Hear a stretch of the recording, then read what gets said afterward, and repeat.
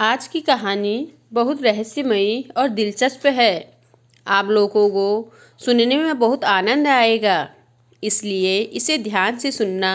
तेज बारिश का दिन था। काले बादल आसमान में घुमड़ रहे थे। बूंदाबांदी शुरू हो चुकी थी। रामू किसान अपनी बैलगाड़ी पर कुछ सामान लादे शहर की ओर निकल पड़ा।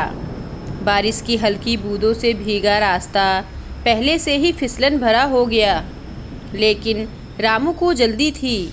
जंगल के रास्ते से गुजरते हुए अचानक बारिश तेज हो गई। बिजली चमकने लगी और तेज हवाएं चलने लगी।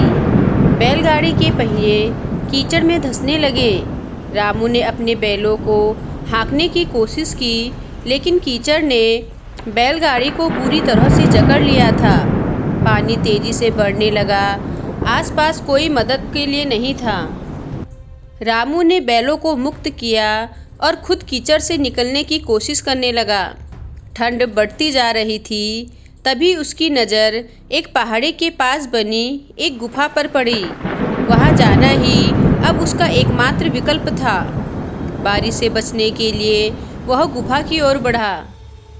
गुफा के अंदर पहुंचते ही रामू ने राहत की सांस ली, लेकिन जैसे ही उसने चारों ओर नजरें दौड़ाई, उसे एहसास हुआ कि यह कोई आम गुफा नहीं थी। भीग चुके कपड़ों में उसे ठंड लग रही थी, इसलिए उसने कुछ लकड़ियां इकट्ठी की और आग जला ली।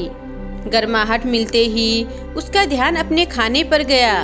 बैग से कुछ अनाज निकाला और आग पर भूनने लगा।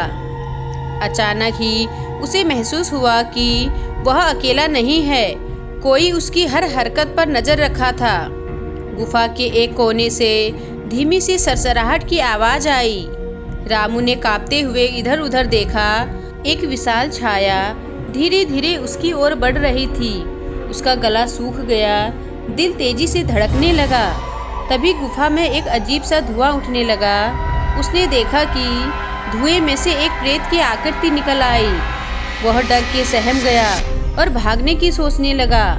तभी एक आवाज गूंजी कि जो यहाँ आया है उसे अपनी परीक्षा देनी ही होगी। रामू स्तब्ध रह गया। तभी प्रेत बोला कि तुम्हें मेरी 3 प्रश्नों के उत्तर देने होंगे, वरना तुम यहाँ से बाहर नहीं जा पाओगे। रामू ने घबराकर पूछा, कौन हो तुम और यह सब क्या है? मैं इस गुफा का रक्षक हूँ। जो इस परीक्षा को पास करता है उसे गुप्त ज्ञान और आशीर्वाद मिलता है। जो असफल होता है वह इस गुफा का हिस्सा बन जाता है। रामू की सांसें तेज हो गई। अब उसे न केवल अपनी जान बचानी थी, बल्कि इस रहस्य से भी पर्दा उठाना था। गुफा में छाई रहस्यमयी शक्ति केवल एक रक्षक नहीं थी, बल्कि यह प्राचीन आत्मा थी जो सदियों से इस स्थान की रक्षा कर रही थी। तुम्हें 3 प्रश्नों के उत्तर देने होंगे, वरना तुम यहाँ से बाहर नहीं जा पाओगे। आवाज फिर आई। इस बार और गहरी और गूंजदार आवाज में आत्मा बोली। रामू ने घबराकर पूछा, कौन हो तुम और यह सब क्या है? मैं इस गुफा का रक्षक हूँ, एक प्राचीन आत्मा जिसे सदियों पहले इस स्थान की रक्षा के लिए चुना गया था। यह गुफा साधारण नहीं है। यहाँ दिव्य शक्ति छिपी है, जिसे केवल योग्य व्यक्ति ही प्राप्त कर सकता है। जो असफल होता है वह इस गुफा का हिस्सा बन जाता है। पहला प्रश्न।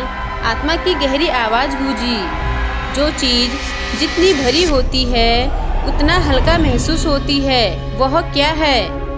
रामू ने सोचा। उसका दिमाग तेजी से काम करने लगा। कुछ क्षणों बाद उसने धीरे से जवाब दिया, सांस। सही उत्तर, आत्मा बोली। अब दूसरा प्रश्न। क्या तुम उस चीज का नाम बता सकते हो जो मरने के बाद भी कभी नहीं मरती? रामू ने थोड़ा सोचा, फिर जवाब दिया, नाम।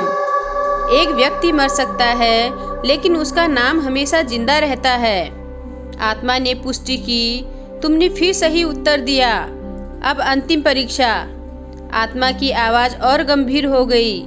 अगर तुम्हें अपनी सबसे प्यारी चीज त्यागनी पड़े तो तुम इस गुफा से बाहर जाने के लिए तैयार होंगे? रामू स्तब्ध रह गया। उसे समझ नहीं आ रहा था कि आत्मा किस चीज के त्याग की बात कर रही थी। क्या इसका अर्थ उसकी बैलगाड़ी थी, या उसके बैल, या फिर उसकी सबसे प्रिय चीज उसका परिवार? रामू ने गहरी सांस ली और जवाब दिया, अगर यह त्याग किसी बड़े उद्देश्य के लिए है तो हाँ, मैं तैयार हूँ। गुफा अचानक तेज रोशनी से भर गई। आत्मा हंसने लगी। उसकी आवाज अब भयावह नहीं थी, बल्कि शांत और स्नेह भरी लग रही थी। तुमने अपनी परीक्षा पास कर ली। तुम्हारा हृदय शुद्ध है। जाओ और अपने जीवन को नई दृष्टि से देखो। तभी रामू खुद को बाहर खुले आकाश के नीचे खड़ा हुआ पाता है और गुफा गायब हो जाती है। बारिश थम चुकी थी। बैल उसकी गाड़ी के पास खड़े थे, मानो कुछ हुआ ही न हो। लेकिन रामू जानता था, अब वह वही रामू नहीं था जो इस गुफा में आया था। वह अब एक रहस्य का हिस्सा बन चुका था, जिसे वह कभी किसी को नहीं बता सकता था। तो हमें रामू की तरह मुश्किल वक्त में भी धैर्य और विवेक से काम लेना चाहिए। तो हम फिर मिलेंगे एक नई कहानी के साथ।